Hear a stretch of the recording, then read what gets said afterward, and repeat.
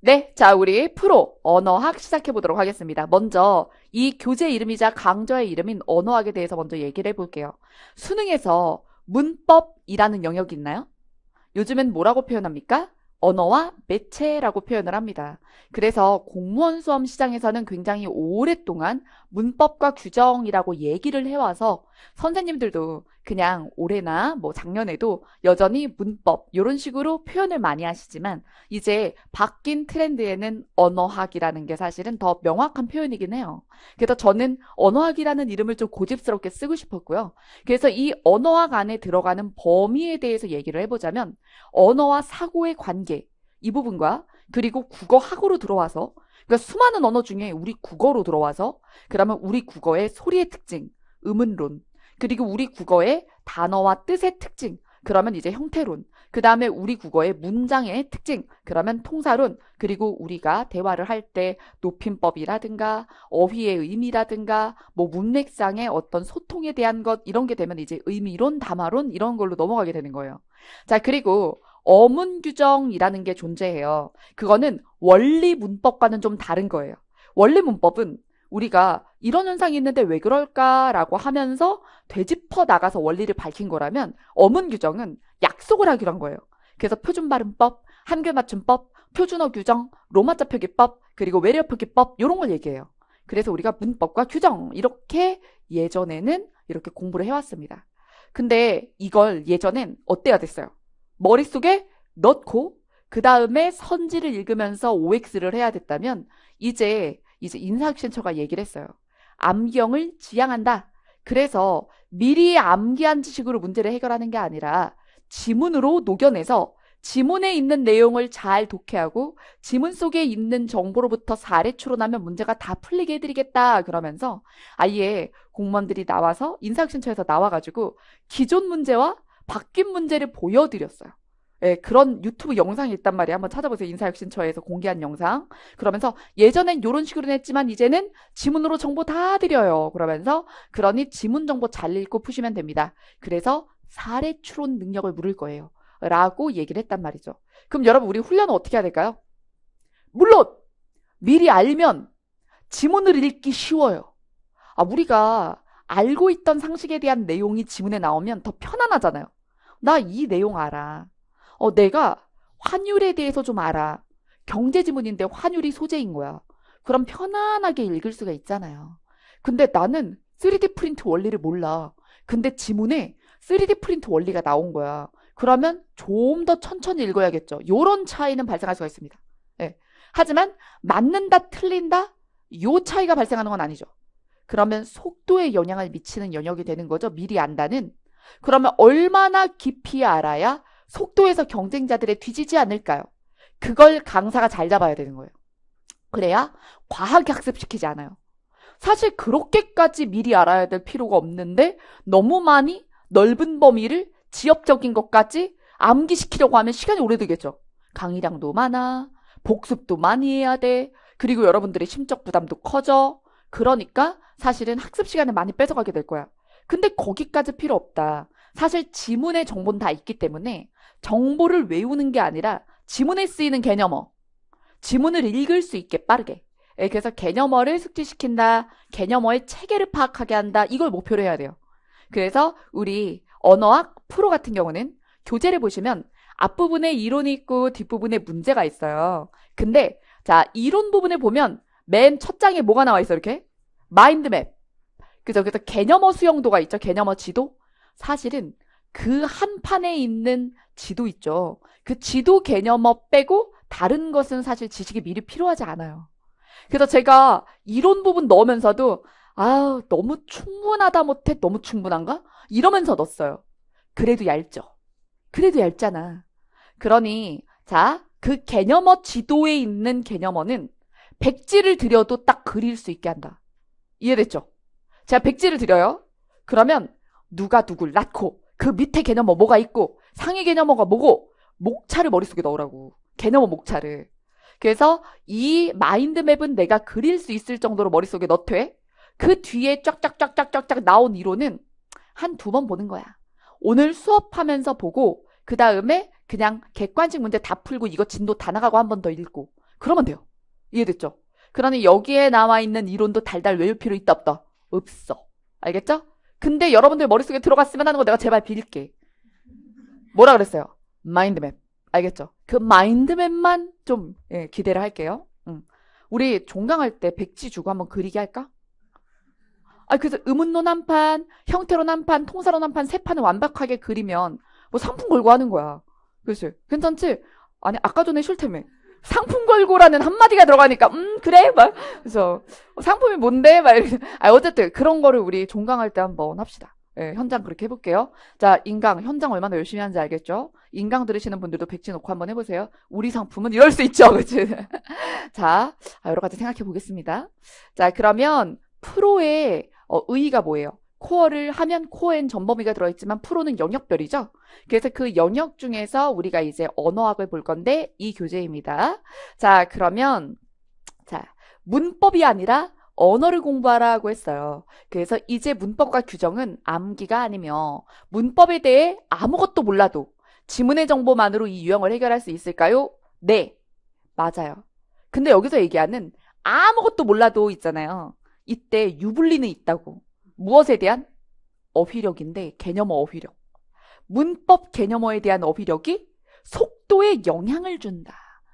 자, 그 다음 지문 밖의 지식이 필요한 문제는 절대로 출제되지 않는 걸까요? 사실 이거 출제하면 인사혁신처가 대가리 박아야 돼요. 자, 뭔지 알겠지? 인사혁신처가 우리한테 거짓말하는 거야. 그래서 거짓말 한 거야. 그러니 절대로 나오지 않는다라고 제가 인사혁신처의 입을 이제 이게 대신해서 얘기를 해드리는 거예요. 안 나와야 해. 그죠? 그들의 말대로라면. 그 다음 예시평가 문항으로 봤을 때 두 질문에 대한 대답 모두 네입니다. 자, 그러면 우리는 세 가지 의심을 해야 됩니다. 첫째 의심. 지문의 정보를 바르게 이해하고 예시에 적용할 수 있는 추론력이 나에게 있는 거. 자, 여러분. 지문에 다 준다고 했는데 줘도 못 먹으면 틀리는 거죠. 그럼 이건 어떤 능력이 필요한 걸까요? 사례추론. 응용추론 파트. 우리가 5권의 프로 중에 응용추론이 있었어요. 세 번째 책이죠.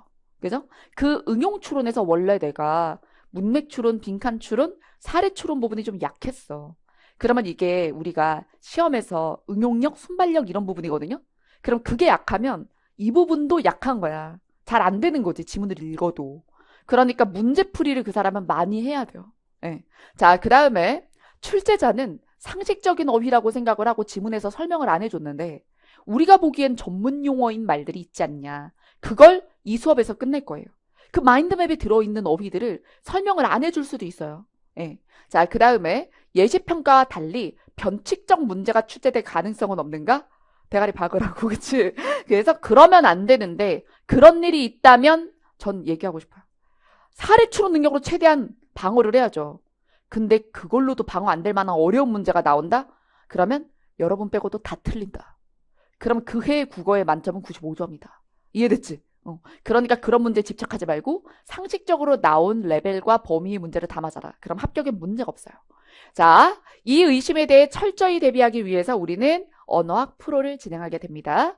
자, 그래서 언어학 개념에 대한 스키마를 이제 마인드맵에 대한 설명과 이론에 대해서 같이 읽어보면서 형성하고요. 교과서, 수능 기출 등을 활용한 지문으로 그래서 우리가 시험에 출제될 만한 지문들을 다 수록했어요. 자, 그 다음에 지문 추론형 문풀 과거의 스타일에 문제가 없습니다. 지문에 있는 내용을 읽으면 다 선제 해결이 되게 미리 외운 지식이 필요 없게 출제를 했어요. 그래서 가끔 이제 스터디를 하면서 문제 출제 스터디를 하시는 분들이 있거든요. 그럼 서로 막 암기형 문제를 내. 그런 다음에 그거 저한테 질문 가져오는 경우들이 있어요. 그러면 이런 식으로 안 나옵니다. 강사가 최신 트렌드에 맞게 만든 문제들이 있는데 왜 문항 출제 스터디를 하시냐. 제가 그런 얘기를 하거든요. 여러분 그런 데다 시간과 정성과 잘못된 노력을 기울이지 마세요. 아시겠죠? 자, 그래서 이제 선생님들이 잘 만들어 놓은 문제를 쓰시기 바랍니다. 그리고 어디서 문제를 봤는데 이건 미리 이걸 외워놓지 않으면 대응이 안 되는 문제야. 그러면 그런 문제는 좀 적합성이 떨어진다. 이렇게 생각하시면 됩니다. 자, 그다음. 자, 목차예요. 자, 보면 지문형 문법 규정이 이게 자, 우리가 지문을 읽고 사례 추론하는 부분인데 이 목차별로 이렇게 되어 있어요. 자, 그다음 파트 2는 공공언어와 공문서라고 해서 사실 이걸 파트 2에 바로 연달아야 되는 이유가 어디 있냐면 여기 소리, 단어, 문장, 의미 단원 중 특히 이 문장 단원 있죠? 요 부분에 대한 기초적인 어떤 지식이 여기에서 활용이 돼요. 그래서 공공언어 바로쓰기나 행정 업무 운영 편람이라든가 이런 것들은 그냥 보면 되는데 이 부분 단어 문장 단락 바로쓰기 훈련에서 이 문장 바로쓰기 있죠? 네, 그래서 이건 요 지식이 있으면 훨씬 더 수월하게 풀리거든요. 그래서 여러 문제를 풀지 않고 소량의 문제만 풀어도 응용이 가능하게 뼈대를 통사론이 잡아줘요. 그래서 같은 강좌 안에서 다루게 되는 겁니다. 이런 얘기 하시는 분들이 있어요. 저는 문법은 잘하는데요. 공문서를 틀려요. 되게 이상한 얘기예요. 네, 이상한 얘기야. 이거는 그냥 이 경우밖에 없어요. 공문서 문제를 많이 본 적이 없어서. 그래서 낯설어서 틀림. 이거지. 그래서 본인이 통사론을 잘한다면 사실 공문서에서 문장 다듬기가 잘 돼야 되거든요. 네. 그래서 이것을 모두 해결하고 이 강좌를 마무리하기 바랍니다. 그래서 자 워크북에서도 제가 어떻게 해놨냐면 자 이 부분 같은 경우는 워크북에서 자 똑같은 문제를 다시 풀어보는 방식으로 만들지 않았어요. 나중에 보시면 알겠지만 파트 2 할 때 선지를 다 다시 모아서 선택지를 그 다음에 동일 쟁점별로 묶었어요. 그래서 똑같은 방식으로 바꾸는 문장들끼리 모아놨거든. 그럼 여러분들이 어떻게 될까요? 이게 주어가 빠져서 문제인 문장들을 쫙 보고 목적어가 부적절한 것들 쫙 모아서 보고 구절절인데 구절 연결이거나 절구 연결이어서 문제인 것들 쫙 모아서 보고 그러잖아. 그러면 틀릴 수가 없어. 왜? 결국에 다 똑같은 문제거든. 네. 그래서 그런 식으로 여러분들이 기계가 될 수 있도록 그래서 이 문제 푸는 기계가 될 수 있도록 유도하겠습니다. 자, 그러면 교재와 함께 워크북 활동도 반드시 해주시길 바랍니다. 워크북 너무 소중해요. 그쵸? 그래서 시간이 없어요 선생님 그런 얘기 하는데 그건 모든 수험생의 고민이야. 이 시험은 경쟁 시험이죠. 시간은 모두에게 없어요. 그래서 자기만 14시간이야? 아니죠. 자, 모두 몇 시간을 살아요 하루? 24시간입니다. 결국에 동일한 시간을 주고 누가 더 알뜰살뜰 시간 관리를 잘하고 그 다음에 효율을 높여서 정성껏 공부하느냐의 싸움이니까 그래서 저는 공부할 시간이 없어요 라는 짜증은 거울 보고 내려. 그래서 저한테 워크북 할 시간이 없어요. 그러면 제가 해드릴 수 있는 일이 없어요. 그러면 자 워크북 할 시간이 없어. 그럼 교재만 하겠어. 라는 결심을 스스로 하고 스스로 교재를 공부할 때 밀도를 빵 높여야지. 근데 그거를 남한테 전 교재밖에 못할 것 같은데 워크북은 못할 것 같은데 괜찮을까요? 나한테 물어보면 어떡해. 그치?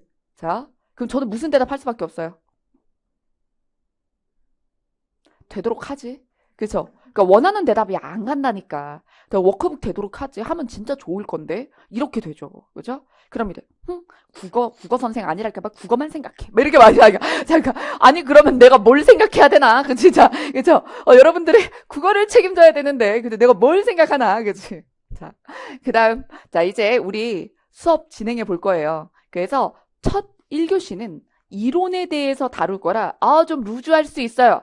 그래도 이거를 꾹 참고 드셔야 나중에 어때요? 지문 읽을 때 속도가 나온다는 거죠. 네. 자, 그러면 내용 보겠습니다. 자, 언어학, 지문형, 문법 규정에 소리, 형태, 통사, 의미의 필수 개념어 들어갈 거고요. 오늘 1주에 소리와 형태의 마인드맵까지 볼 겁니다. 그리고 우리가 뒤에 객관식으로 넘어가서 여기 있는 개념어들이 지문에 이렇게 나오는구나 또 겪어보도록 할게요.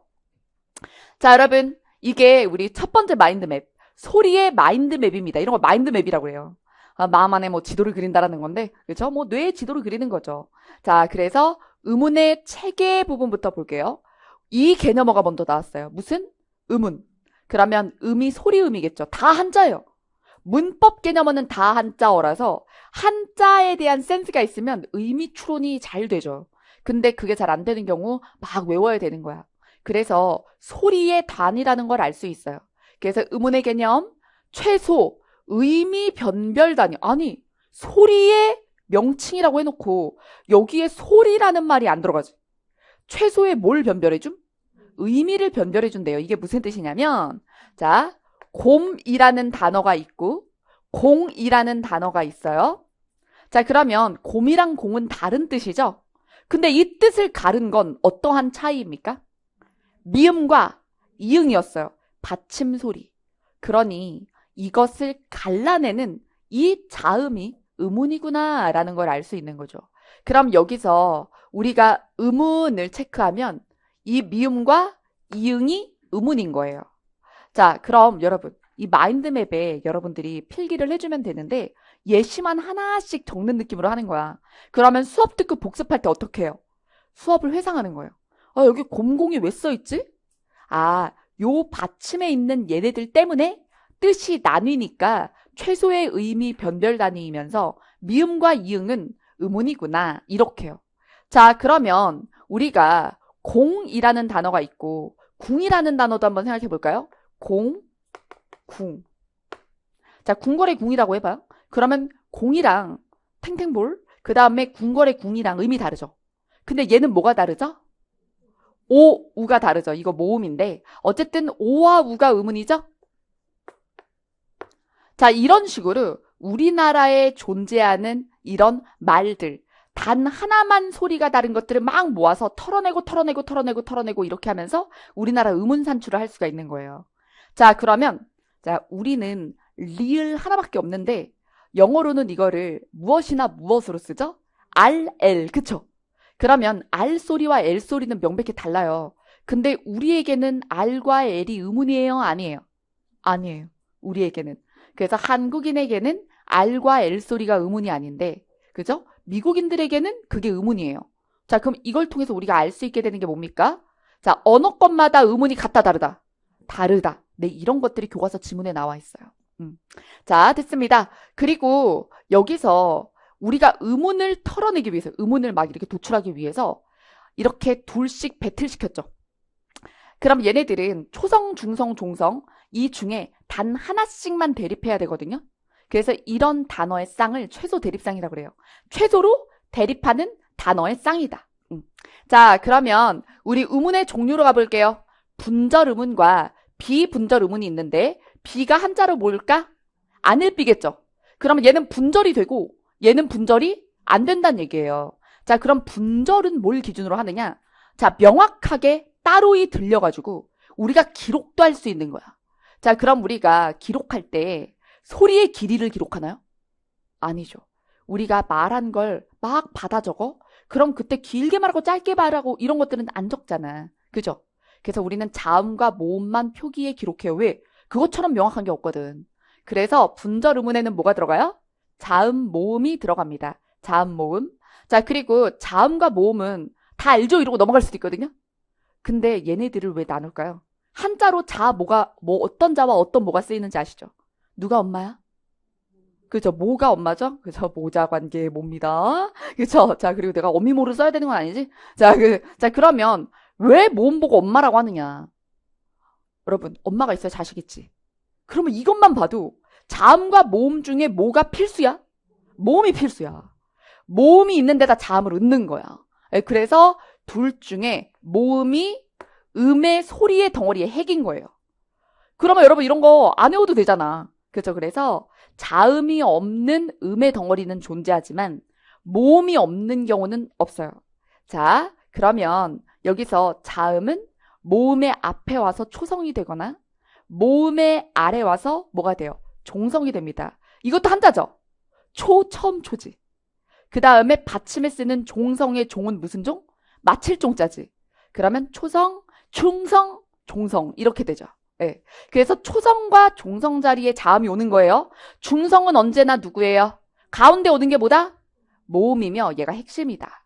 자, 그러면 자음은 우리가 삼지적 상관 속의 관계라는 게 존재해요. 삼지라는 게 세 가지야. 자, 그래서 우리가 삼지창이라고 하는 거 알죠? 삼지창. 창인데 포크처럼 생겨가지고 세 개의 날이 있는 거예요. 그럼 삼지적 상관속은 세 개씩 묶여서 묶음 속을 이룬다. 이런 뜻이에요. 자, 가, 까, 카. 이 세 개를 묶을 수 있죠. 직관적으로. 기역, 쌍기역, 키읔. 얘네 닮았지? 그리고 소리도 같은 위치에서 나. 이렇게 세 개씩 묶이는 덩어리들이 있어. 이게 바로 삼지적 상관속이에요. 그럼 우리 예시 씁시다. 예사소리 기역. 예사소리 평범한 소리예요. 그리고 된 소리 할 때 된. 여러분, 아우, 밥이 되다. 이러지. 그게 어떤 거야? 물기가 있어, 없어? 물기가 없죠? 뻑뻑하죠? 그럼 뭘까요? 기억이 뻑뻑해지면 어떻게 돼요? 쌍기역이요. 그쵸? 자, 그렇게 순수한 표정 지을 거예요? 자, 그 다음에, 자, 쌍기역. 안 칼져지면 어떻게 돼? 기억이. 이렇게 되지? 자, 그래서, 요렇게. 예시 하나, 한 쌍만 써도, 그다음부터 추론이 되잖아. 여러분, 디귿으로 해봐요. 디귿이 예사소리야. 그럼 돼지면 어떻게 되겠어? 아, 돼지면 말고. 빡빡해지면 어떻게 돼? 쌍디귿. 안 칼져지면. 티읕. 그쵸? 아, 그러니까. 그럼 지읒이면 어떻게 돼? 지읒, 쌍지읒, 치읒. 뭐 이걸 적어. 그쵸? 그냥 이런 하나만 적어두면 되잖아. 자, 이게 삼지적 상관속이고요. 그 다음에 자음을 조음 방법이라고 할 때 만들 조자예요. 음을 만들 때, 즉 발음할 때 방법은 어떤 게 있냐 그랬을 때 안 울림 소리와 울림 소리가 있어요. 여기서 울린다라는 거는 이 음에 어떤 촉촉하고 그쵸? 부드러운 성향을 부여하는 거예요. 그래서 이걸 한자로 말하면 자, 유성음, 무성음이라는 개념 있죠? 영어에. 자, 그러면 울림 소리가 유성음이고 그 다음에 안 울림 소리가 뭘까요? 안 울리니까 무성음이 되는 거죠. 이거 같은 말이야. 그래서 유성, 무성. 울리면 유성, 안 울리면 무성. 그래서 안 울리는 방식에는 자, 공기를 멈췄다가 터트리면 파열음. 그 다음에 자, 공기를 터트리면서 뭐 할까요? 찰. 비빌 찰이야, 마찰. 그럼 터트리는 거랑 비비는 걸 둘 다 하면 파찰. 그 다음에 비비기만 하면 마찰이에요. 자, 여러분. 우리나라 이 한국어의 발음은요. 마찰음이 영어보다 훨씬 적거든요. 자, 그러면 우리나라의 마찰음은 뭐가 있을까요? 자음 중에. 그쵸. 시옷. 그러면 시옷이 돼지면 어떻게 돼요? 쌍시옷. 그쵸? 자, 근데 시옷이 안 칼져지는 방법은 없어. 아시겠죠? 자, 그래서 마찰음에 세 개가 있어요. 시옷, 쌍시옷, 그 다음에 목구멍을 확 좁혀가지고 여기서 공기를 마찰시키면 하나가 있거든요. 뭘까요? 아, 하다가 확 좁혀. 하. 이렇게 돼요. 히읗. 자, 그래서 시옷, 쌍시옷, 히읗이 마찰음이에요. 근데 선생님 이런 거 외워야 돼요? 아니, 나중에 마찰음 기억하기 쉬우라고 쓰는 거지 외워야 되는 거 아니야. 네. 자, 그 다음에 파열, 파찰에서 대부분은 파열인데 파찰은 이거예요. 터트리면서 마찰도 해. 시옷이랑 비슷하게 생겼어. 생기기도. 뭘까? 지읒. 자 하면 지아, 싸 이렇게 되거든? 그러면 사랑은 다른데 사보다 터지는 건 있으면서도 마찰도 해. 자, 그래서 파찰음에 지읒, 쌍지읒, 치읒이 있는 거죠. 그 나머지는 다 파열이야. 자, 그 다음에 울림소리로 가볼게요. 비음의 비자는 코비자입니다. 비강을 사용하죠.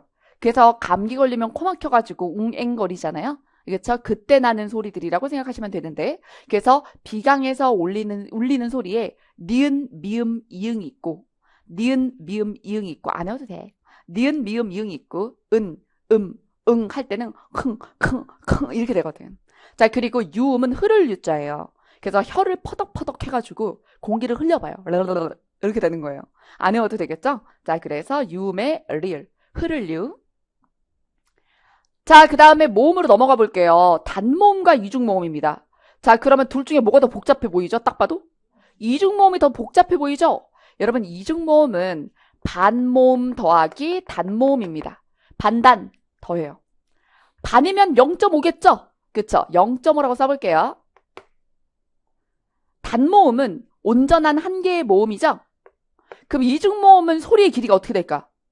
1.5. 좀 길겠지? 그쵸? 자, 그러면 이, 유, 진에 모음이 3개 있잖아요? 이 중에 이중모음이 하나 있어요. 뭐가 이중모음일까요? 유예요. 왜냐하면 이 같은 경우는 처음에 시작할 때 이 혀와 입 모양이 유지가 돼요. 나 이를 발음해야지. 이렇게 하고 이 발사 이렇게 하면 돼. 그러면 소리가 이렇게 나는 동안 똑같아요. 혀와 입 모양이. 근데 유는요. 나 유를 발음해야지. 이게 안 돼. 우는 되지. 우 되지. 이도 돼. 이 근데 유는 이유. 이에서 우로 잽싸게 넘어가야 그래야 유가 되거든. 이해되시죠? 그러면 이와 우 소리 중에 뭐가 더 길고 뭐가 더 짧은 것 같아요? 이가 짧죠?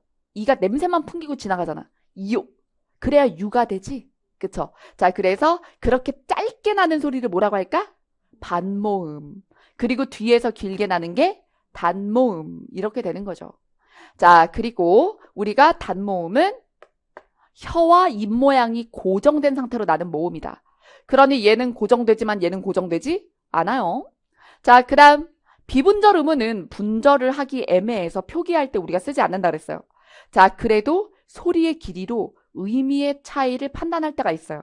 그래서 중학교 교과서에도 보면 말이 말을 하네라든가 눈으로 내리는 눈을 본다라든가 밤에 밤을 먹는다 이런 식으로 예문이 들어가 있어요. 중학교 때.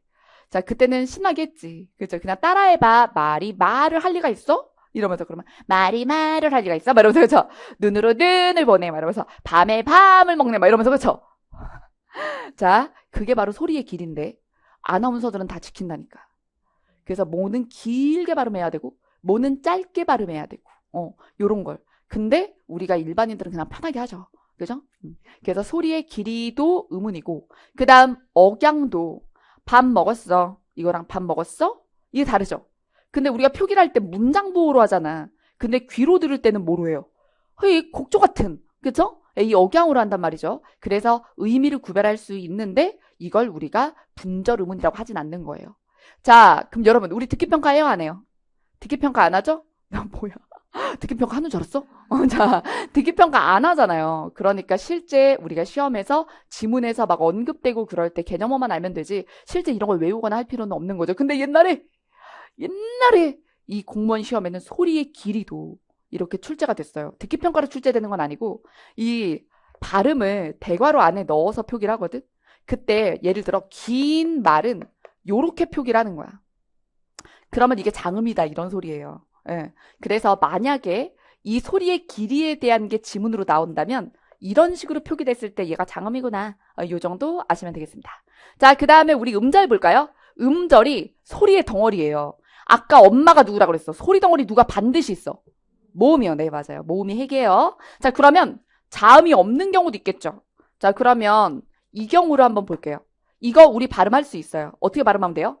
아, 그리고 요렇게 사용하죠? 쓸 때. 근데 이건 진짜 소리가 나는 이응일까? 아니면 그냥 모양만 잡아준 걸까? 모양만 잡아준 거야. 이거는 원래 빈자리예요. 그래서 초성에 있는 이응은 음값이 없다. 음가가 없다라고 합니다. 그럼 음운의 개수를 얘기해 보세요. 음운 개수 세기 문제가 나올 수도 있는데 그러면 음운의 개수를 세라고 하면 얘는 음운 몇 개? 하나. 이응이 보인다고 이거 세면 안 돼요. 소리가 없거든요. 그죠? 그래서 제가 이런 얘기 많이 하죠. 이유진에는 그쵸? 이응이 있다 없다? 없다. 이유진엔 이응이라는 소리가 없다. 자, 그래서 표기엔 존재하지만 다 뻥이응이다. 자, 그 다음 이제 음운의 변동을 볼게요. 여러분 음운 변동은 이제 우리가 형태소와 형태소 같은 것들이 맞닿아서 발음이 될 때 이제 거기서 표기 그대로 발음이 안 되는 경우들을 얘기합니다. 발음하다 보니까 글자랑 발음이 다른 거야. 그러면 우리가 그걸 음운 변동이 일어났어 라고 얘기합니다. 자, 크게 몇 가지가 있나요? 4가지가 있어요. 자, 그래서 교체는 하나의 음운이 하나의 음운으로 바뀌는 거예요. 그럼 음운의 개수에는 변화가 있어 없어?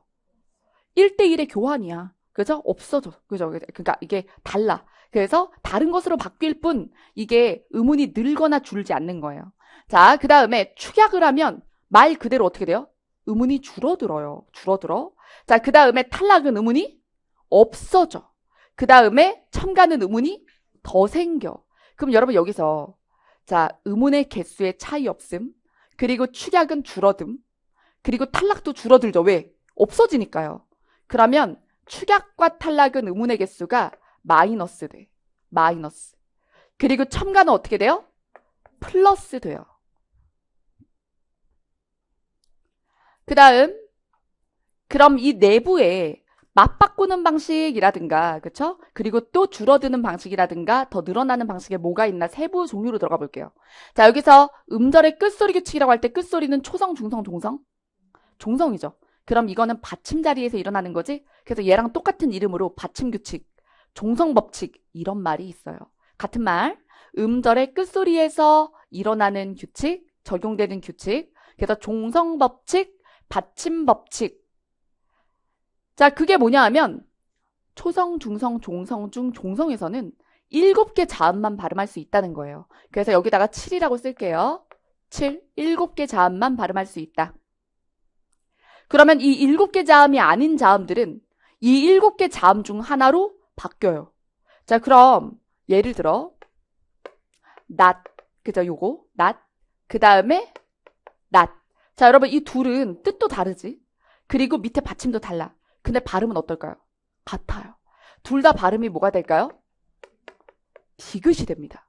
자, 받침에서 시옷과 지읒은 발음하지 못하기 때문이에요. 그래서 디귿으로 발음이 나거든. 그래서 이런 경우 이 디귿을 자 대표음이라고 해요. 다른 자음들을 대표하는. 그래서 대표음.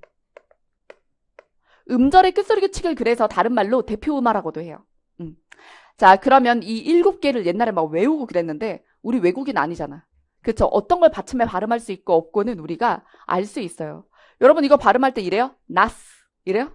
나스야? 아니, 나즈 이래요? 아니잖아요. 그러니까 우리가 발음하는 건 우리 발음을 알기 때문에 굳이 외우지 않아도 돼. 근데 옛날에는 이제 외웠어. 가느다란 물방울 막 이러면서 7개 자음에 뭐가 들어가는지 외웠단 말이야. 가느다란 물방울 하기도 하고 그녀 다리만 바용하고 외우기도 하고 그렇죠? 약간 쓰레기 같은 근데 이게 뭐 이제 암기할 때 두 문자 쓰듯이 요런 거를 비법이라고 하고 막 강의하고 그랬던 거예요. 자, 그다음 된소리 되기를 볼게요. 이건 안 울림 소리와 안 울림 소리가 만났을 때 자, 얘네들이 부딪히면서 뻑뻑해지는 거예요. 예를 들어 국 더하기 밥이야. 자, 그러면 국의 받침 기억. 밥의 초성의 비읍은 둘 다 뭘까요? 파열음이에요. 파열음. 그러면 울려 안 울려 둘 다. 둘 다 안 울리지. 울려야 부드러운데 둘 다 안 울리는 거야. 그럼 빡빡하지 물기 없이. 그죠? 부드러움이 없어서 그래서 과잉 발음이 나는 거예요. 그럼 국밥이라고 해요? 국밥이라고 해요? 국밥이라고 하게 되는 거죠. 국수예요? 국수예요? 국수 하게 되는 거죠. 이게 바로 된소리 대기입니다. 자, 그럼 된소리 대기에다가 안 울림 더하기 안 울림이라고 써주세요.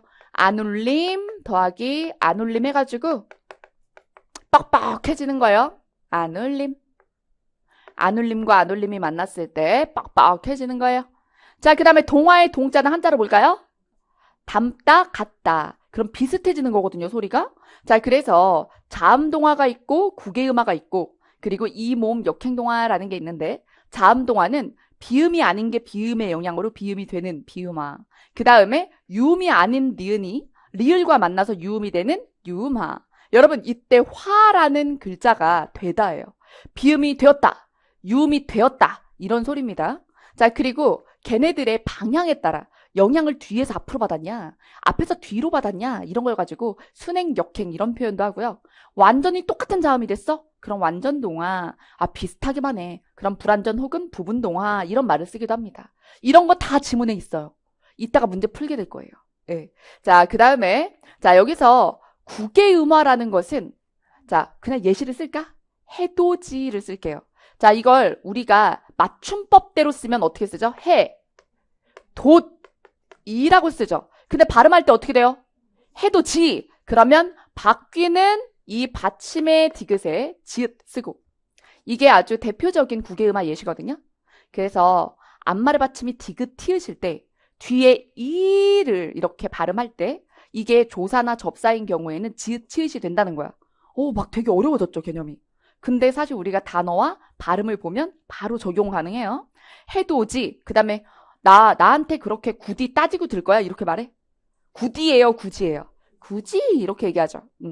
자, 그 다음에 이모음 역행동화 볼게요. 이모음 역행동화는 우리가 흔히 저지르는 일인데 국립국어원이 인정을 안 해요. 그래서 잘못된 발음이다라고 하거든요. 아기를 뭐라고 흔히 말하죠? 애기. 그죠? 근데 애기는 인정 안 하는 거 아십니까? 네, 그래서 이건 이모음 역행동화라고 해서 인정을 안 해요. 왜 이모음 역행인지 볼게요.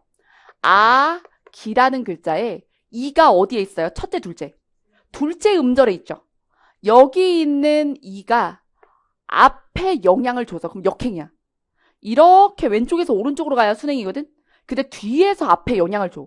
그래서 아가 뭐가 돼버림?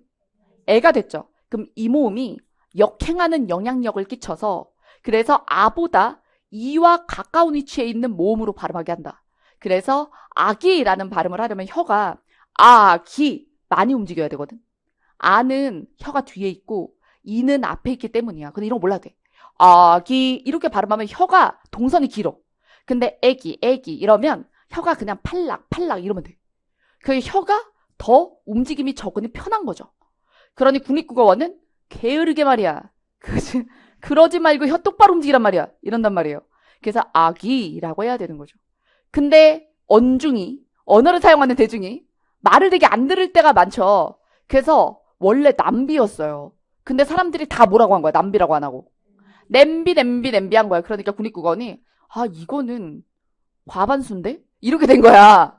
아기는 애매하게 아기가 더 많았던 거야. 알겠죠? 아기가 못 이겼어. 근데 냄비는 냄비가 압살을 한 거야. 그래서 이제 국립국어원이 이랬죠. 그럼 냄비만 쓰든가. 이렇게 된 거예요. 그래서 뭘 안 쓰게 됐어요? 남비를 안 쓰게 된 거죠. 그런 결정을 한 거예요. 그래서 오히려 맞는 말이 졌어. 이런 경우들이 있는 거야. 자, 그다음. 자, 축약. 거센 소리 되기는 자음 축약인데요. 범인이 히읗입니다. 히읗 때문이에요. 자, 예시 단어 하나 적어둘까요? 국화. 국화라고 발음하나요? 국화라고 발음하나요? 국화라고 발음하죠. 하나 더 할까? 법학이라고 발음하나요? 법학 이렇게 되죠. 네, 이런 게 바로 자, 어떤 기역, 디귿, 비읍, 지읒이 히읗을 만나면 앙칼진 소리, 거센 소리가 된다는 거야. 옛날엔 이렇게 외우라 그랬어. 교동반점이 히읗을 만나면 뭔지 알겠지? 교동반점, 기역, 디귿, 비읍, 지읒이 히읗을 만나면 앙칼져진다. 이렇게. 그러니까 뭐 외우는 거 힘들어하니까. 근데 이제는 이런 거 외울 필요가 없어. 지문에 다 나와. 네. 자, 그 다음에 그래서 어느 정도만 하면 되는지 아세요? 들어봤던 얘기다. 이 정도만 하면 되는 거야. 자, 무엇이 히읗과 더해줘야 되는데 대답해. 이렇게 안 해. 자, 그 다음 이중모음 되기. 요거는 나를 좀 보아를 합치면 봐. 여기를 봐. 예시 하나만 씁시다. 그러면 오아를 합쳐서 뭐가 됐어요? 와. 이렇게 됐죠? 자, 그 다음에 탈락으로 가볼게요. 자음이 없어진 거. 솔나무, 소나무? 소나무. 바늘질, 바느질? 바느질. 아들림, 아드님? 아드님. 이런 거. 자, 그 다음에 히읗 탈락. 자, 제가 아기를 낳았어요. 라고 하나요? 낳았어요. 라고 하나요? 낳았어요. 라고 하죠? 그래서 뒤에가 모음이 있을 때는 히읗 발음을 안 해요. 자, 그 다음에 자음군 단순화라고 할 때 군자가 무리군자예요. 그러면 겹받침 단순화라고 써도 돼. 자음군은 겹받침. 겹받침 두 개를 다 발음할 수는 없어. 그럼 예시 단어 하나 써볼까요? 닭은 뭐만 발음하죠? 기역만 발음하죠? 닭 아니죠? 자, 그러면 뭘 빼버려? 리을을 빼요. 이게 자음군이 단순해지는 거예요. 그러면 의문이 줄어들겠죠? 그럼 둘 다 축약도 탈락도 의문이 줄어들거든요. 근데 차이가 뭘까요? 얘는 그냥 버리는 거야, 탈락은. 근데 축약은 성향을 남기면서 줄어들어. 앙칼진 성향을 남기죠. 그죠? 네. 자, 그 다음에 모음 탈락 볼게요. 글씨를 쓰어예요, 써예요? 써. 그쵸? 그게 예시가 되겠죠. 불을 끄어예요, 꺼예요? 꺼. 이런 거. 으탈락. 자, 그리고 저리 가, 이러나요? 너 거기서, 이래요? 안 그러죠. 그래서, 이렇게 두 번씩 발음 안 하죠. 내가 집에 갔다. 이러나요? 갔다라고 하죠. 이런 게 동음 탈락입니다. 자, 그 다음 첨가로 갈게요. 첨가의 사이소리 현상이라는 얘기가 나오죠. 이게 뭐냐 하면 합성될 때 두 단어가 더해질 때 말이죠.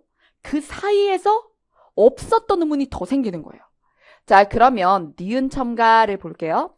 자, 니은 첨가에서 우리가 두 단어가 합쳐질 때 꽃과 잎이 합쳐져. 꽃잎. 그럼 우리가 꽃잎이라고 그래요? 꽃잎이라고 그래요? 잎이라고 하죠? 여기 니은이 들어가지. 그러면 니은이 첨가됐네 라고 하는 거야. 단어 사이에 쏙 이렇게 니은이 더 나는 거예요. 자, 그 다음에 된소리 대기가 여기 또 있어? 그러면 여기 있는 된소리 대기랑 여기 있는 된소리 대기랑 원리가 다르다는 얘기야. 그죠? 원리가 달라. 그래서 이건 단어와 단어 사이에서 이유가 없는데, 즉 안 울림도 아니야. 얘는 울림과 안 울림인데 뻑뻑해질 때.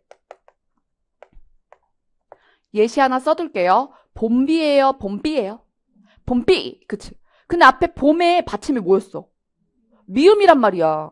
미음은 비음이라서 부드러워. 그러니까 뒤가 빡빡해질 이유가 없거든? 근데 지 혼자 성질내면서 뻑뻑해진 거야. 그러면 아니 그래야 될 이유가 없는데 혼자 된소리가 났다. 그래서 안 해도 될 짓거리를 하니까 첨가에다 둔 거예요. 그래서 이런 것 때문에 임의적으로 결정한 것 때문에 이해가 안 돼 그러는데 그냥 받아들이는 거예요 이거는. 자 그럼 여러분 된소리는 의문 몇 개일까요? 까따빠싸짜의 쌍기역. 쌍기역은 의문이 하나일까 두 개일까? 기역이 두 개라서 두 개야? 아니요. 그건 하나로 봐요. 겹받침에 있는 겹자음은 두 개로 보지만 자 쌍자음은 의문 하나예요. 적어두세요. 쌍자음은 의문 하나다. 쌍자음은 의문 하나. 그래서 첨가 중에 유일하게 첨가의 된소리 대개는 의문이 안 늘어나. 자 그래서 요 된소리 대개는 의문이 늘어나지 않는데도 첨가로 봐요. 그 다음 이 몸 순행동화 같은 경우는 꽃이 피었다 할 때 피어 예시로 써둘게요. 이거 발음하는 방식엔 두 가지가 있어요. 피어라고 명료하게 발음하는 것과 피여라고 발음하는 방식이 있는데 꽃이 피어 원칙 발음은 당연히 왼쪽입니다. 근데 사람들이 이 발음을 명료하게 잘 못하거든요. 그래서 얘를 이중모음으로 발음할 때가 있어요. 이어 이렇게. 왜? 앞에 있는 이를 잽싸게 어로 넘기지 못하고 질질 흘리면서 발음하는 거야. 피어 이렇게 못하고 그럼 혀를 이래야 돼. 피어 슉. 근데 혀가 통통하거나 무겁거나 좀 길면 뭔지 알겠지? 진짜야. 피어 슉 이게 안 돼. 그래서 피어 이렇게 되는 거야. 이를 질질 흘리면서 들어오는 거지. 그러면 이거는 군입국어원이 생각하는 거야. 아기를 애기로 하는 거는 의도된 게으름이다. 용서하지 않지만. 자 여러분 얘는 용서해 안 해. 얘는 용서 안 해줘. 근데 이거는 구강구조의 문제인데 그치? 자 그쵸? 그래서 국립국어원이 그래 그거는 안 되는 거니까 받아들일게 이렇게 된 거야. 그래서 용서를 해준 거죠. 그래서 허용 발음이 된 거예요. 그래서 여러분 이 이상의 이야기가 지문에 막 진술되고 그러잖아요. 다 했어요. 소리에 대해서 할 얘기 다 했습니다. 자 그러면 이제 나머지는 이제 예시죠. 자 그럼 여러분 했던 얘기를 2회독으로 빠르게 해볼게요. 자 이론으로 가볼게요. 이론. 다 했던 얘기야. 자 수업 내에 3회독 하는 걸 경험하게 됩니다. 마지막에 이제 문제로 3회독 하는 거죠. 자 그럼 2회독이야.